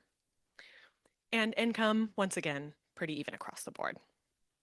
Okay, before we get into principles, we should probably define what the principles are. So these 7 Blueprint principles will help inform board decisions and guide policies, strategies, and programs in the 2025 Blueprint consistent with the triple bottom line framework. However, before we get to those principles, I'm sorry. I mixed up my own slides. Okay, throughout each engagement effort, we ask participants to think long-term about their values and priorities for the future and well-being of future generations in the region. After months of analyzing their feedback, 7 key principles have emerged and will help inform board discussions and will guide policies, strategies, and programs in the 2025 Blueprint consistent with the triple bottom line framework. With that, let's jump into principles. Starting with principle 1, ensure access to housing, transportation, and economic opportunity for all residents. By this, we mean providing an inclusive engagement process that reflects all residents and ensures that residents have affordable housing options and transportation choices. In the SACOG survey, we saw this represented when we asked residents about how this long-range plan should help reduce racial disparities in both transportation and housing. We provided 3 options, including making sure that everybody has a voice and a place at the table when we're making these decisions, reducing car crashes in high collision areas, and increasing housing options in high opportunity areas. As you can see, the pink bars show that overwhelmingly folks agreed with these opportunities to reduce racial disparities in transportation and housing. In the Blueprint Workshop, in our headlines activities, we asked folks to create headlines that they would like to see in the future to represent what they care about. And you can see that the Sacramento region closes the gap on economic racial disparities, on housing and inclusive workforce. And then Traffic No More. Sacramento region leads the nation in mode shift by creating accessible, safe, and equitable active transportation that supports vibrant neighborhoods and economic growth. These data points collected from our outreach really speak to a need for Principle 1, ensuring access to housing, transportation, and economic opportunity for all residents. For Principle 2, provide housing options for all incomes and life stages. By this, we mean recognizing and address the wide variety of needs, preferences across various life stages and ensure that housing options are accessible and affordable for all individuals and families across the region. In the Built Environment poll, we asked if folks agree that we should support building affordable housing for a certain set of demographics, including younger adults, seniors, healthcare workers, and service industry. As you can see, there was strong support for providing these folks housing. In the focus group, they heavily emphasized the importance of creating affordable and diverse housing options in the region to meet the needs of all residents. And they suggested having more affordable housing, senior housing, and housing for workers to live in the communities where they work. This was reiterated in the Built Environment poll when approximately 74% of respondents indicated that their neighborhood will be less affordable in the next 5 years. And again, over 78 respondents think that it'll be more difficult for first-time home buyers to find housing in their neighborhood in the next 5 years. In the SACOG-led survey, we asked what the biggest challenges your community are facing, and affordable housing was the top concern. So we know that housing is top of mind for our residents, and this data is just a sampling of the feedback that we collected that speaks to Principle 2. Principle 3, reinvest in existing communities to make better use of existing buildings or vacant or underutilized land. By this, we mean reducing the need for new construction through adaptive reuse of underutilized buildings and vacant lots in existing communities to revitalize neighborhoods, increase housing supply, and create lively and dynamic environments.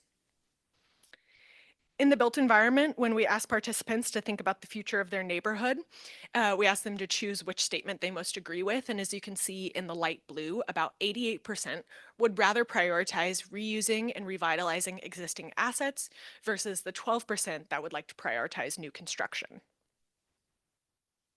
In the focus groups, there was a consensus among participants that mixed use development and repurposing buildings was the way of the future. And they cited 2 successful examples that they're looking forward to seeing, including the Sunrise Mall Specific Plan in Citrus Heights and the Sleep Train Arena Revitalization Project.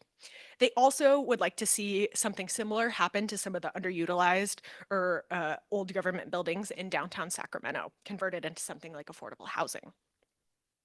This feedback really speaks to the value that respondents see in Principle 3, reinvest in existing communities to make better use of buildings or vacant or underutilized land. Principle 4, walkable neighborhoods and convenient communities. By this, we mean supporting development that features a mix of land uses, a variety of housing options, with short trips with convenient access to essential amenities and services. In the SACOG-led survey, we asked what folks love most about the community they live in. And as you can see, the pink bars, folks really like that they can get to stores, recreation, and other places easily.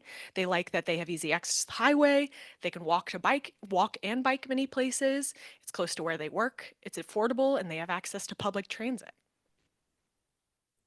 In the built environment poll, when we asked folks if they would like to mix different land uses, 55% said absolutely. Respondents are looking for amenities and services to be built closer together so that even if they are driving, they're driving shorter distances, which will ultimately have a lower vehicle miles traveled. Our residents really value what our communities have to offer, and Principle 4, walkable neighborhoods, really gets to that. For Principle 5, safe, convenient, and multimodal transportation options, ensuring a transportation system that provides safe, convenient, and efficient travel options. In the built environment poll, we heard that 93% of respondents use their personal vehicle for most of their commutes. And 56% said that driving a car is the only way to get around because public transit is inconvenient and inaccessible. This was reiterated in the focus groups when they said, I could ride my bike many places, but it's too dangerous. And it's not uncommon for a trip that would take 30 minutes to drive to take 2.5 hours on public transit. We know that people drive for a majority of their trips and that folks will likely continue to drive for a majority of their trips. However, there is still a need and a want for more multimodal options, and we should provide residents with that choice. We also recognize the safety concerns and challenges with our multimodal network, but there's a high interest in solution and a need for more choices when it comes to transportation, all of which gets back to Principle 5, safe, convenient, and multimodal transportation options. Now for natural disaster preparedness, prevention, and resilience. By this, we would like to ensure that the communities throughout the region can minimize the risk and impact of natural disasters, thereby safeguarding lives, property, and the overall well-being of residents. In the focus group, they recommended that when designing new communities, having 2 ways out of a community is essential. And that by designing 2 ways out, you're not only ensuring safety during evacuations, but also helping ease traffic congestion during peak times. And in the Blueprint workshop, if you all remember the card activity where we provided, I believe, 5 or 6 cards over the topics of housing growth, housing choice, transit investments, etc. Each card had 2 opposite sides strategies to try to get to the trade-offs that are behind these choices that we're making. And in terms of housing growth, attendees overwhelmingly prioritized growth in areas that are not prone to floods or wildfires. These concerns about natural disasters were especially prevalent in El Dorado County, but showed up across the region, which really supports Principle 6, Natural Disaster Preparedness, Prevention, and Resilience. And now for our last principle, open space and agriculture conservation. Promote an approach to development that values the environmental, recreational, economic, aesthetic, and health benefits provided by the region and our open space. If you all remember the kickoff activity at the Blueprint workshop, we asked respondents to respond to a word cloud that asked about what they love about where they live, work, and play. As you can see in the center, the larger text speaks to open space, trails, mountains, outdoor nature, and recreation, all of which our region values greatly. And then in the built environment, participants selected losing open space as their top concern when thinking about continued growth in the region. So, do these results mean that everyone in the region thinks the same thing? No, of course not. What they do mean is that across all 4 outreach efforts, these themes came up and a lot, and they shouldn't be ignored. It means that people think these things are important, maybe for themselves, maybe for others in their community, and we should consider how the Blueprint honors these themes. It's also important to note that we don't interpret these themes to mean that every house that needs to be built is going to be an attached product, or that no farmland will be converted. But these principles are values or ideas that should help guide our actions as we move towards adopting the Blueprint. And with that, I would like to open it for questions. Very good. Is that, so Sorry. That concludes your presentation? We didn't add the questions to this slide. Should we skip it? Sorry. Minor misstep. I used the wrong slide for this one. I would like to open it for you guys and see if any of you who attended some of the outreach efforts had any comments to make, or did any of these outreach efforts resonate with you, or which parts of the results resonated with you? And maybe does any of this feedback surprise you? All right. Well, very good. Well, thank you for that, Hannah. We'll put a pause on that for a quick second. What I'd like to do is then take public testimony, and then we'll return it back to the commissioner for further comments. So with that, we'll go ahead and get started. A reminder, I think the typical public comment period is how long? We have 3 minutes to speak, and I'll give you a warning at the 1 minute Very mark. good. So 3 minutes to speak. So our first speaker, Mr. Doug Ossie, welcome. Thank you, Mr. Chairman. Doug Ossie, 4013 Park Road, Sacramento. I rise today to speak to the quality of the information that you're basing these principles on. You've got surveys, and trust me, I've done surveys. I've been in politics. I've run campaigns, probably done 30 surveys in my lifetime. These surveys are inadequate to the task that you're being asked to use them for. They have no financial piece to the questions being asked. Let me give you an example. Do you want open space near your house? Well, sure, everybody, that's a 99.9% yes. Do you want open space near your house if it raises the price of your house by $30,000? That's a different answer. This is the kind of thing that you need to be very careful about, because all data that you're being given is not equal in value, right? From where I sit, after 45 years in the development business, the 2 things that I think you should keep top of your mind as you consider what you're going to do in this Blueprint thing is the cost and time trade-off that home buyers resolve on an individual basis. I mean, you go up towards Marysville on 70. I can't remember the name of the subdivision up there, but it's up there where it used to flood, and they got all the Corps to do a bunch of work to protect it. Huge. Lennar built a bunch of homes up there. The people who bought those homes made an evaluation of a trade-off between the time to commute and the cost of the house. The other aspect I want to bring to your attention is you all have kids to one degree or another. 1 minute remaining. How many times have your kids run up to you after they got their first job and says, Dad, Dad, Dad, help me buy an apartment? It doesn't happen. What happens is, Dad, Dad, I got my first job. I want to buy a house. So again, the quality of the data that you've collected in these surveys, not all data in the surveys is equally important or valuable. Use your common sense on this stuff. If given the choice between living in a single family house and an apartment, everything else being equal, they're going to choose the house. I guarantee you that's the response. And I appreciate Mr. Lozano's comments. I know he's gone now, about pointing out the differential between the young people buying or acquiring housing and the folks my age who are giving up housing or changing their housing product. These people over here are buying Del Webb houses with all the associated services and social activities. These people 3 over minutes here is are up. buying traditional apartments. So again, cost and time trade-offs, and not all data is equally valuable in your decision-making process. Thank you, Mr. Chairman. Very good. Thank you, Mr. Trosi. All right, next speaker. We actually have a written public comment by Steve Schweigert. I'll go ahead and read that into the record now. Honorable directors, polling by Valley Vision consistently shows that nature areas and trails are the #1 amenities that residents say contribute to the quality of life in our region and that they want our region to invest in. Instead, we continue to sprawl and consume nearby nature with low-density, expensive housing types.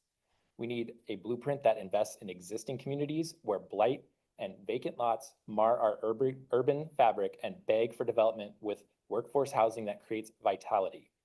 We also need a green print to complement the blueprint that identifies and protects the rich natural resources of our region, allows residents to enjoy and value them, and attracts visitors to strengthen our community.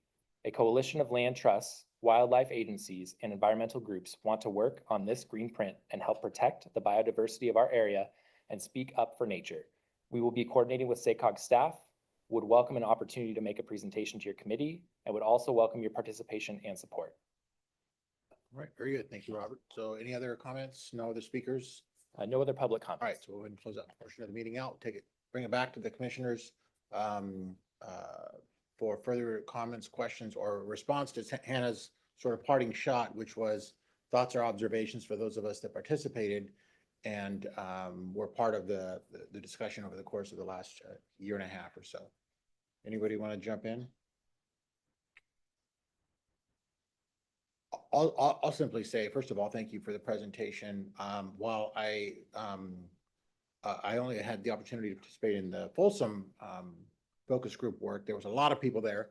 It was very engaging. People were actually, what I observed, my observations, was that people were actually excited about the prospects of being able to sort of sit down and sort of dream a little bit about kind of what they would do, regardless of where they were in their sort of life space, right? Whether they were younger, or whether they were, middle-aged or a little bit older, they had the opportunity to kind of put on pencil to paper and sort of dream a little bit about kind of what they would like to see in a world where there was just a pencil and a piece of paper in front of them. So it was a good exercise to go through. I think as elected officials, for me at least, my takeaway is that it didn't surprise me what I heard, but what I appreciate is that it gave me just sort of one more component to be built into my lens that I use as I sit here representing the region on these complicated policy matters. So it was very engaging, and I thought staff did a good job of doing the outreach. So thank you, Director. Any other thoughts or comments? And I guess Oh yeah, I had a comment. Yes, please, Pam. But you were at the beer room, right? I was. Yeah, see, I kept the company at the beer room, just trying to get respondents. Very good. I guess the question that I do have then is in terms of what's being asked of us today to sort of receive this information. This is just one more component, one more element, whether we weight it, heavily or not as much. It's one more component to be built into our effort going forward for the next year and a half as it relates to the blueprint discussion. is there one or two things that we should know in terms of its applicable utility? And other than just information, I suspect at some point it'll be provided to the full board or not. Do we know? Or is that decision been made yet, James?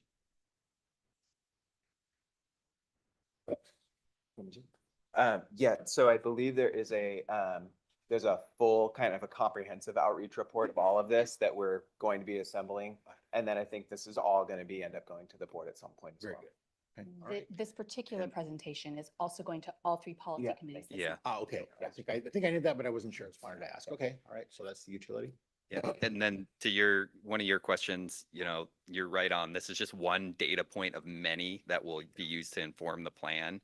And we've aggregated all this data that we've collected, and we'll be, as Clint mentioned, we're going to be putting together a comprehensive report out, but also attached to this item.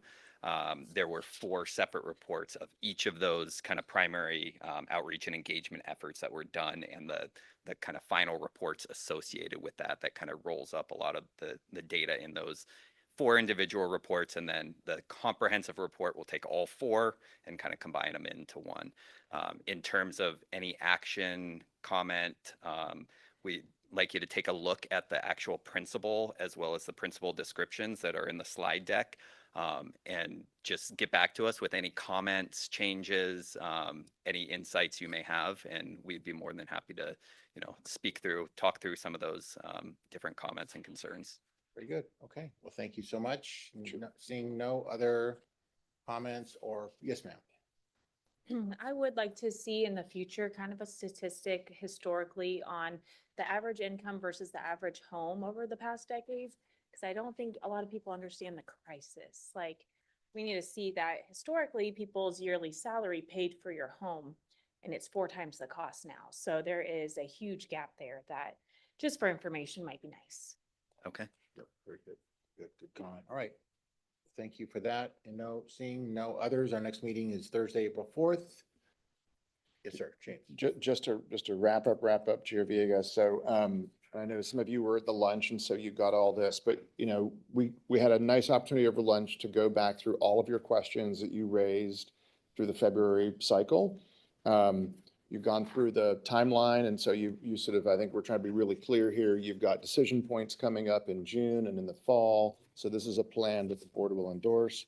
You asked to see the funding risks by the state transportation grant programs that are at risk if we don't hit our greenhouse gas target, and citations to state statute and CTC funding guidelines. That's in front of you. That's what you have in April. In the next committee cycle, I think it's been mentioned, the discussion scenario will come next, and that is a single scenario that is going to try to achieve the greenhouse gas reduction target, because we have to have one path, one scenario that actually tries to achieve it.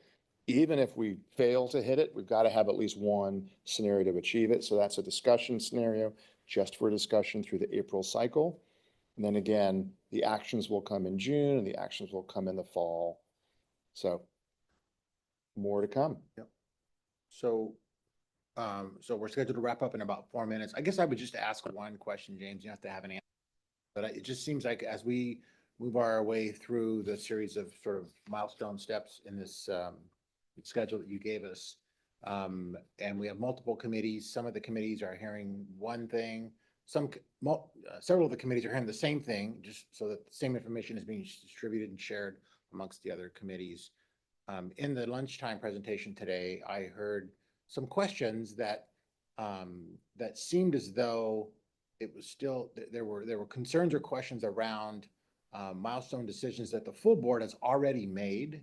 And in order to move forward, I understand oftentimes it's a step forward and it might even be a step or two backwards. But I think for purposes of sort of baseline understanding going forward, it might be helpful if staff thinks about bringing forward the next time, what are those critical decisions that have already been made by the full board? Because as a subcommittee, and when we have board members representing, it's easy to confuse the role of a subcommittee relative to the larger board's decisions and where those decisions have already been made.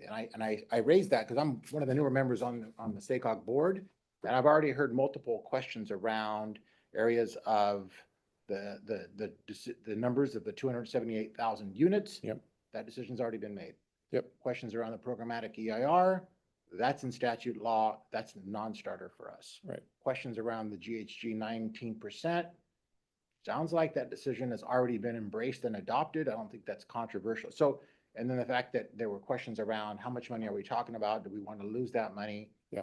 It just seems to me like we might want, in order to move quicker forward relative to the timeline that we are under now, some degree of obligation, rather than rehashing a lot of those things, it might just be a good idea for the next meeting maybe to sort of create a baseline of these are the decisions the full board has already made so that we don't keep going back. Because I just feel like sometimes there's a step or two or even three backwards. So I leave you with that just as it's just my observation as the newest member, where sometimes we seem like we're on a treadmill with some of these questions. So I think that's a great idea, and we understand, right? This has been a project that's happened. We started this the beginning of last year, and we had you make decision points, as you were saying, Chair Villegas.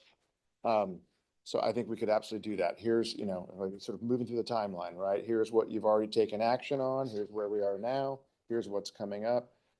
And that was in part, right? We're trying to practice that through your lunch session about here's what we heard in February and trying to answer your questions. So yeah, because good some of those answers precede me, so I don't have. Yeah. I think I have the right to necessarily bring that all back further. I mean, I don't know. Yeah. It would just be a good. It's a good idea. All right. Gotcha. All right. So with that, it's 3:30 and we're adjourned. Thank you very much. See you in Woodland on March 21st. Yep, very good.